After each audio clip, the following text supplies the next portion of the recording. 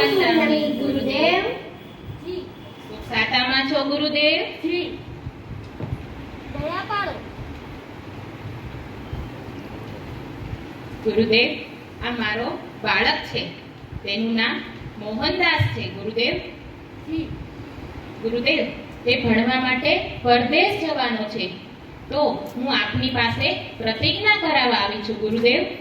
ખૂબ સરસ બહેન, ખૂબ સરસ. તેને શેની પ્રતિજ્ઞા કરાવવું?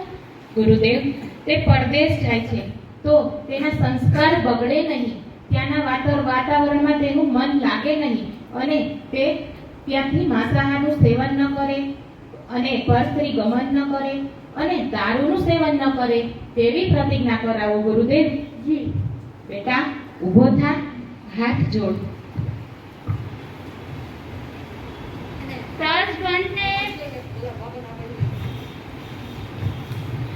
બનતે કડિકમામી નિંદામી ગરિહામી અક્કાણમ ગોશિરે. અપ્પારામ ગોશિનામી.